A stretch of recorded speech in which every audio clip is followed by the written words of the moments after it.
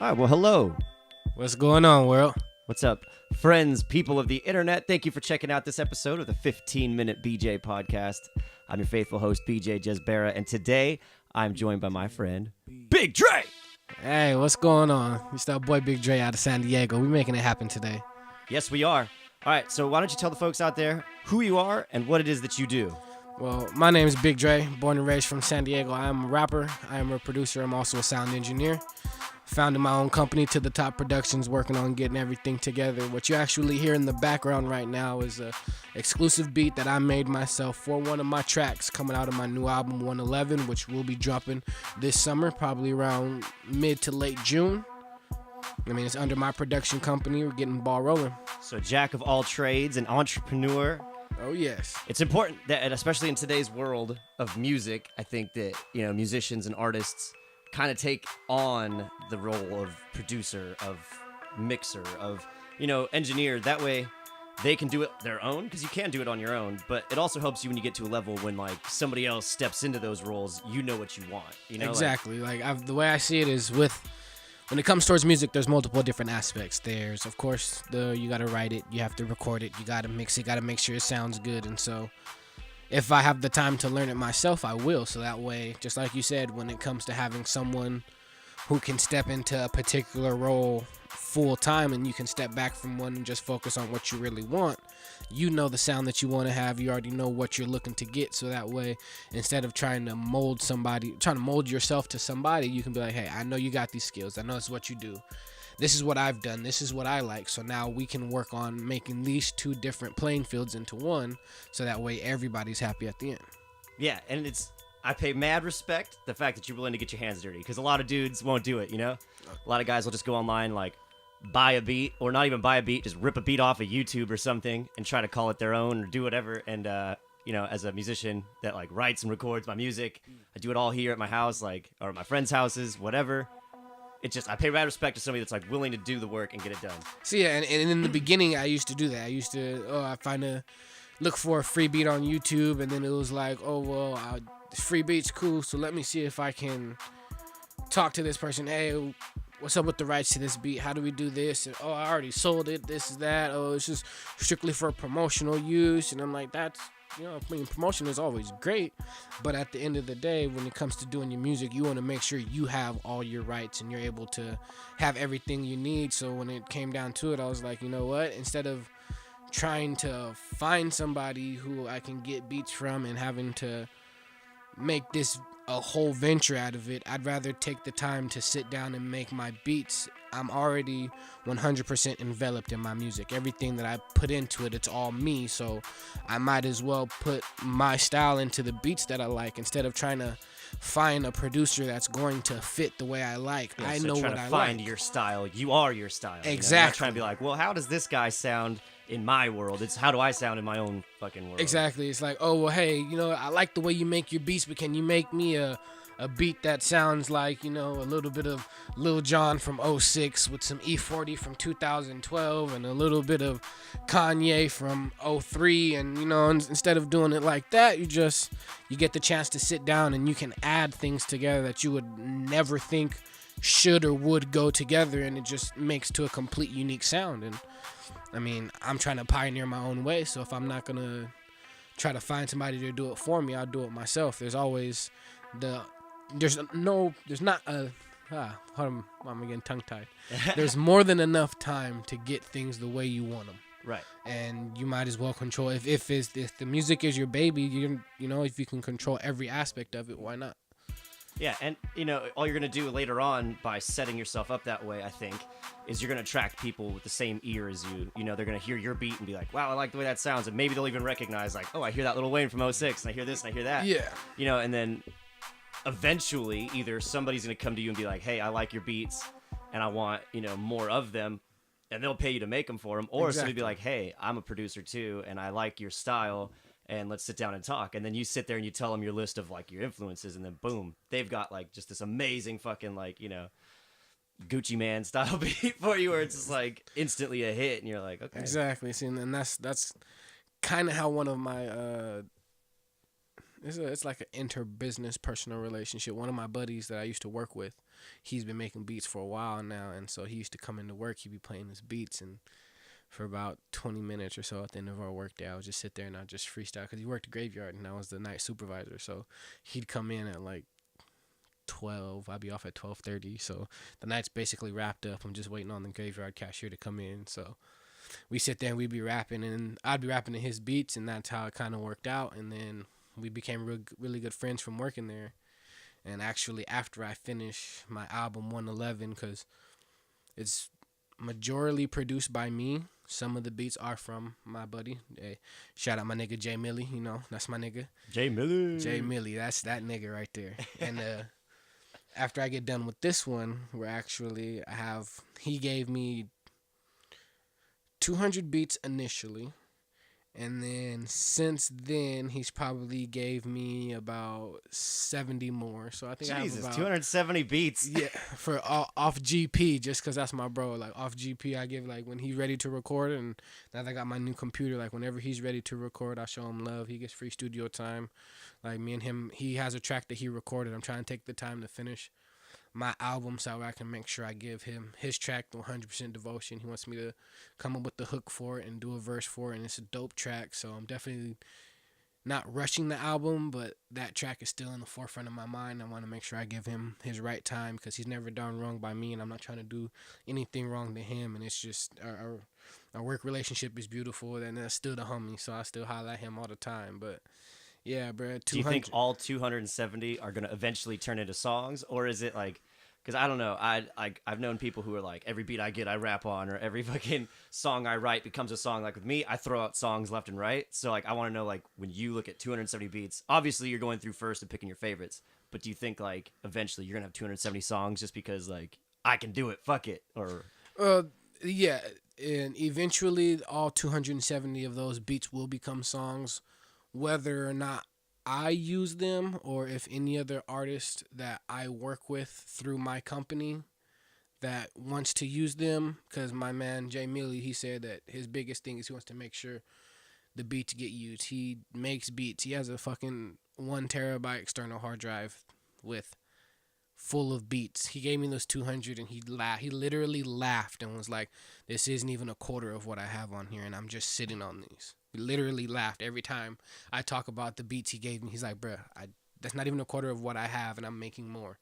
And then how does it work from there? Like you pick the beat and then you go in and like make little tweaks. Like I want like this many bars of chorus, this many bars of verse, or like you just take the beat and like make your lyrics fit over that. Yeah. So basically what I do is how he does it is most of the beats, some of them, there'll be 2 verses set out, or there'll be like a hook and a verse snippet, or a hook, a verse, and half of the second verse snippet. So depending on the way he sent me the beat, I'll be like, hey, this beat right here, can you go back and can you finish the layout? Or if it's just intro, a verse, and a hook, and then I'll just chop it, loop the hook, loop the verse again, and just make it go forward. Like one of the songs we're gonna play, the song Ray Charles. As I said in the beginning, my man Jay Millie, he made the beat, and it was an intro, a verse, and a hook. And so what I did, I just chopped the verse, laid the second verse, laid the hook, laid the verse part of the track for the second verse, and I just left a small gap in there just to leave a little bit of vocals with no beat in the background, just so I could jump right back in. And it laid out perfectly. Like I couldn't ask for a better song. Okay, so Ray Charles is the one we're going to play. Yes, sir. We're not going to play it right away because I want to talk a little bit about the album too, but that's what we're going to wrap up the show with. So we'll wrap up with your song, but let's talk before we get there. Perfect. The story of the song and the album and everything. So first of all, what's the name of the album? When's it coming out? Is it out? Where can we get it? It's not out yet. It's still in the making. It's a 19-track album. Of those 19, I have 2 left to write. I have 5 recorded. I have 5 that I'm ready to record this weekend. I actually have a show coming up on the 29th, which is next Thursday. So after I get these songs recorded, I'm going to prepare for my show. And then after the show, I'll get back to recording my album. My plan is by May 1st, album completely done, recorded, everything ready, so that way I can go back, listen to it, master it, make any tweaks that I want to get it ready. The album itself is going to be titled 111. And the reason behind that is, believe it or not, I was watching one of my favorite TV shows. I'll leave the name out for copyright purposes. But while they're I was listening. yeah, right. But while I was watching it, their vehicle in the show was the truck was race number was 111, and a note popped up on the screen, and it was saying that 111 is an angel number, and it's basically saying that all your thoughts and all your actions are manifesting right now at the same point. And so you need to take advantage of this moment. Don't wait too long and go after what you want. Which in music, that's perfect. That's the sign that basically you want. And so it's basically, to me, the way it spoke to me was basically that's the perfect for this album. It's going to be my second official album. I dropped the anniversary last year, right around my son's birthday. It was more of a collection album, collection EP of different tracks that I've done that I haven't released yet. So everything that's on 111 is all new content, all done within this last year that I've been working on. And so, as the kids of past would call it, a mixtape. Right. I still remember we used to be working on mixtapes back in the day, man. I remember when I was 18, I was in college, and I would come home every other weekend. My boys from high school, they started a rap group, Bottom Boys Production. Shout out to my nigga B's on the track, EMC, my nigga Patron, Slick T, all my youngins. But yeah, back in the day, but I'm about to be 26. It was 8 years ago, just about 7-8 years ago. we would literally be in the homies' laundry room on 28th and Broadway.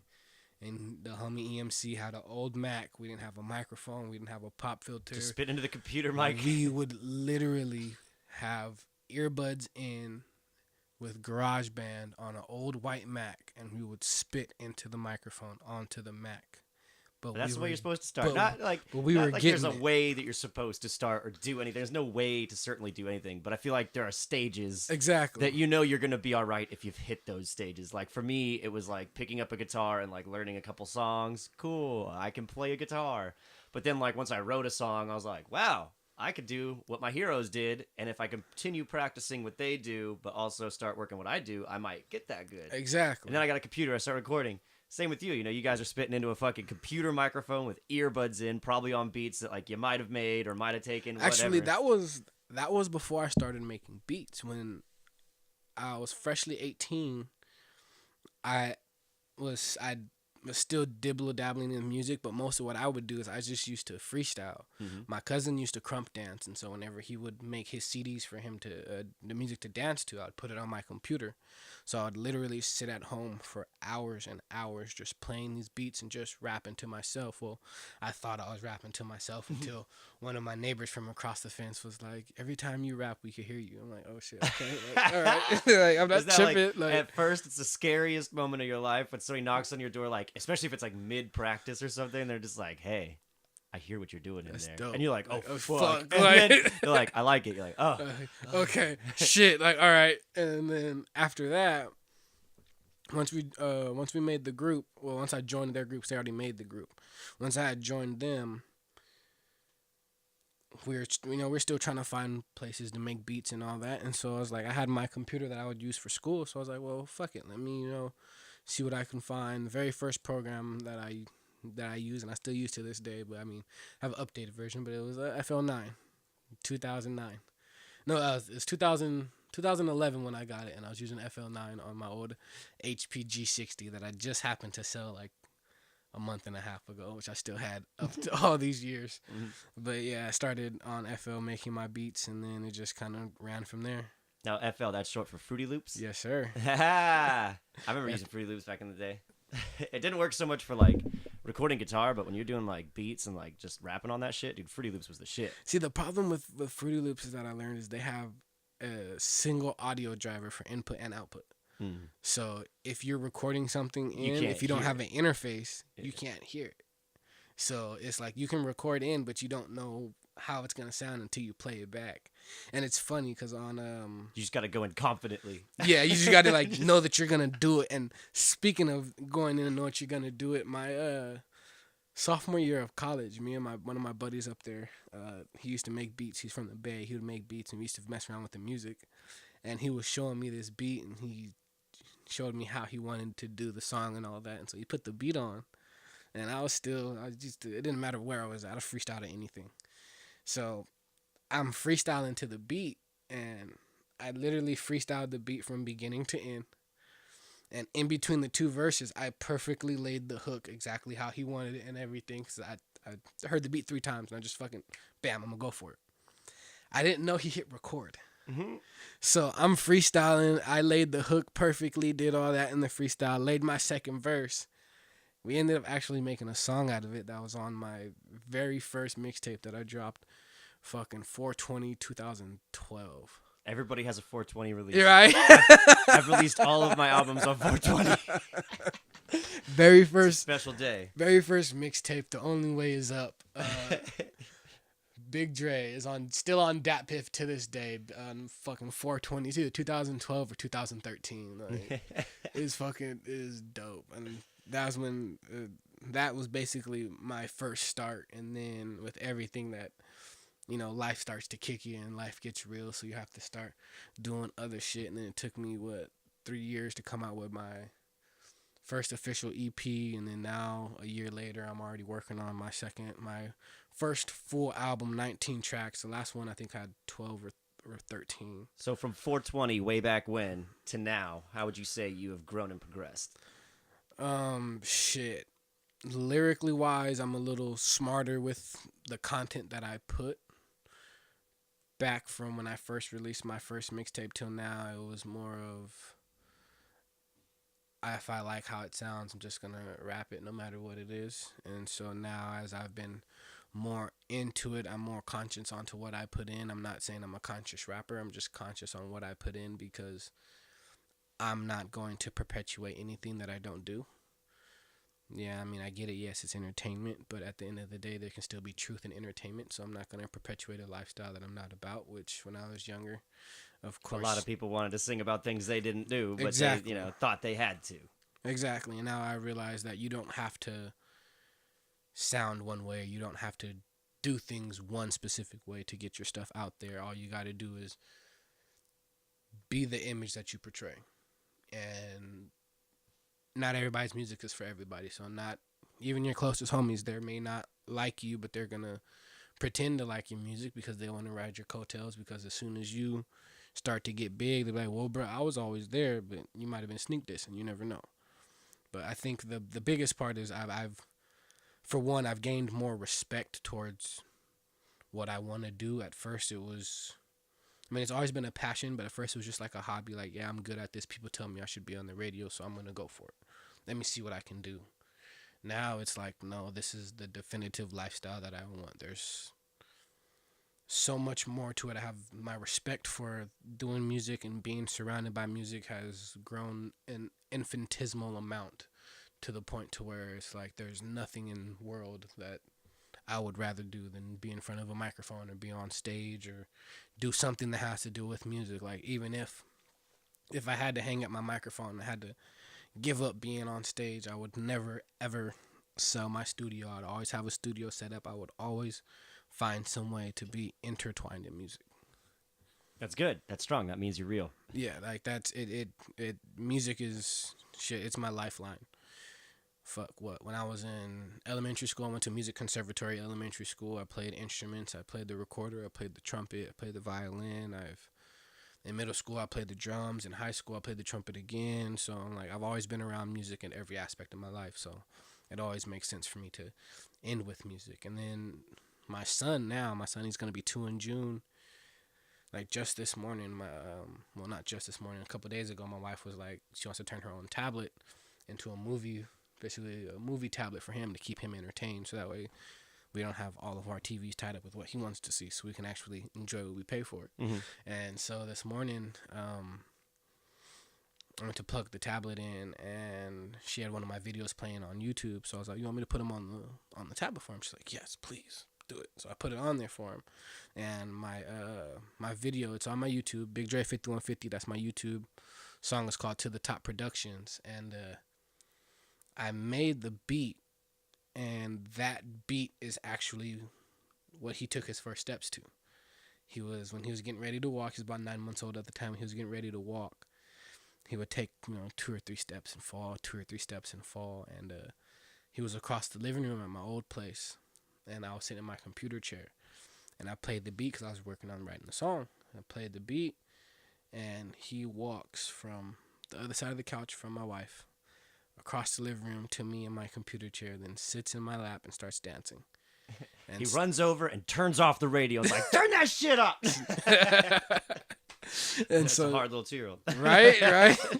And so now whenever like I need him to relax or he's just being a little bit extra, I guess you would say, I just put that video on and he's relaxed. Like this morning I had to play the video 7 times before the tablet died and he would finally eat his breakfast. You ought to just put some like straight just music on there so he can't see anything too. Just let him come up with the images in his own mind. Oh, trust me. Just like music used to do for us. Yeah, I remember being a little kid, like just sitting in front of like, not like, the 50 style sitting in front of the radio, but like sitting in my room or something while the radio's on and just like imagining what the band I was listening to looked like. Yeah, just like, laying down on your bed. There wasn't like internet when we were little, so it was right. like, well, there was internet when you were little, but not when I was little. So. Shit, I still remember America Online.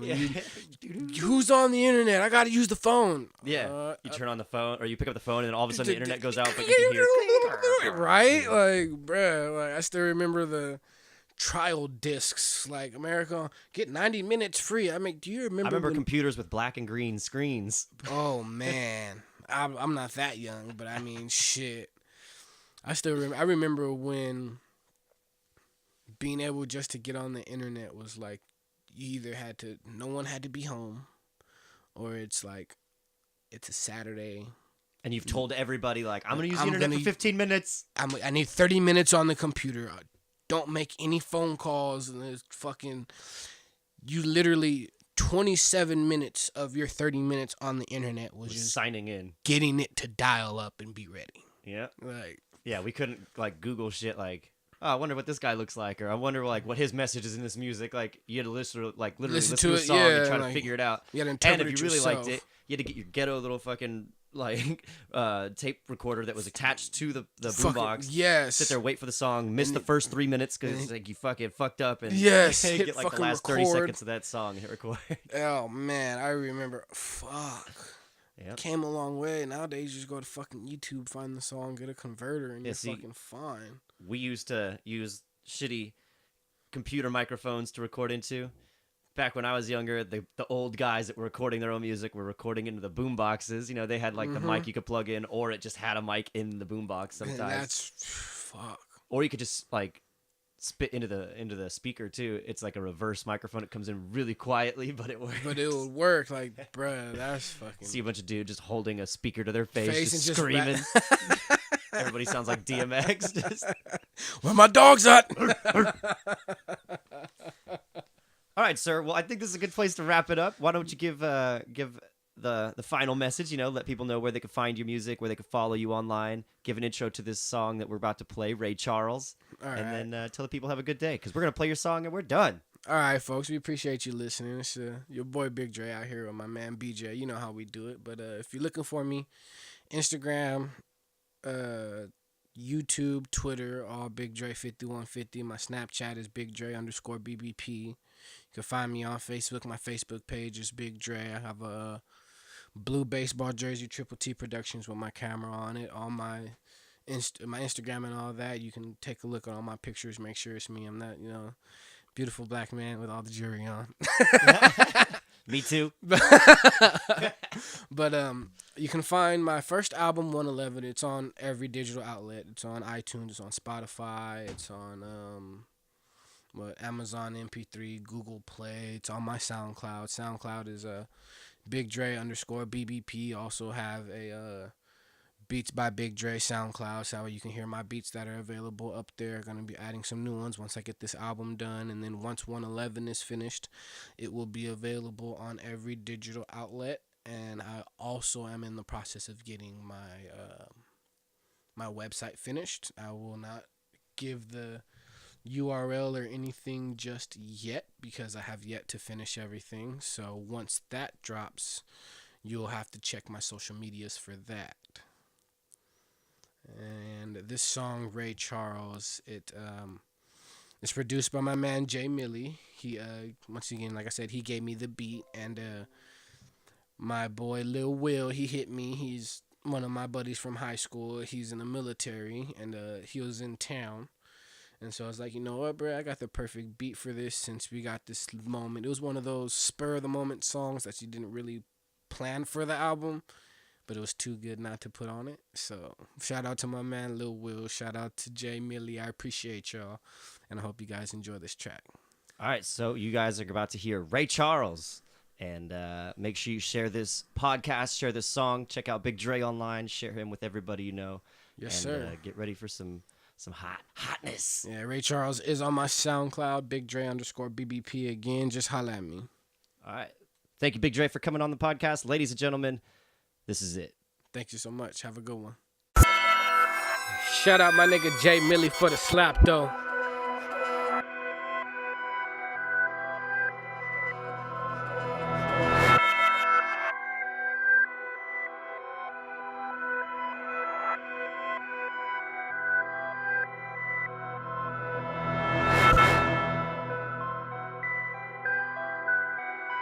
Ray Charles, Ray Charles, Ray Charles. Ray Charles, Ray Charles, Ray Charles. What you know about that, nigga? Loose lips, sing shits, and you bubble mouth. You can't pass this intersection like a roundabout. Like the king of the south, gon' bring him out and hit the DJ young two-step. Gon' walk it down the squares in my circle. One boy, you looking like Urkel. You moving slow like a turtle. I like to gas like I'm turtle. I'm used to blowing that doja, and now I'm doing it sober. Hold up, don't let me lie, I got some drink I can pour. And I don't give a fuck, I'm not seeing you niggas. I wouldn't give a squirt of piss just to feed you niggas. I used to take care of y'all before I took care of mine. Begging Betty ass nigga, boy, get on your grind. Now you mad at the kid cause I'm doing my shit. Fuckin' with rain in the car, I got it all on my wrist. Icy Cuban Lake choker all go when I drip. The Ray-Bans on Ray Charles to the bullshit. Hating ass niggas always on my dick. Hating ass bitches popping off the lips. Call me Mr. Ray Charles to the bullshit. Ray-Bans nigga, I don't see shit. Hating ass niggas always on my dick. Hating ass bitches popping off the lips. Call me Mr. Ray Charles to the bullshit. Ray-Bans nigga, I don't see shit. Ray-Bans nigga, I don't see shit. Ray-Bans nigga, I don't see shit. Ray-Bans nigga, I don't see shit. Call me Mr. Ray Charles to the bullshit. Niggas be talking, you bitches be talking, I'm making a move. Hating on me, that's just something that y'all really do. I'm so caught up in the game, I might need the air flu. Ray-Bans on my face, I don't see none of you. I'm paying my dues, staying on top. Give me the throne, I'm taking it home. You niggas die. It's only one way, which is my way, like an old school Chevy box. Always focus on the money like a magnifying spot. Haters be everywhere, they feel fine, they still be there, keep around like a souvenir. Put my shades on the window, feel going up in this atmosphere. Never looking down, gotta keep a small circle, cause most y'all niggas clowns. Sitting at the table with my shades on. Ray Charles to the bullshit, y'all could get gone. I said I'm sitting at the table with my shades on. Ray Charles to the bullshit, y'all could get gone. Hating ass niggas always on my dick. Hating ass bitches popping off the lips. Call me Mr. Ray Charles to the bullshit. Ray-Bans nigga, I don't see shit. Hating ass niggas always on my dick. Hating ass bitches popping off the lips. Call me Mr. Ray Charles to the bullshit. Ray-Bans nigga, I don't see shit. Ray-Bans nigga, I don't see shit. Ray-Bans nigga, I don't see shit. Ray-Bans nigga, I don't see shit. Call me Mr. Ray Charles to the bullshit.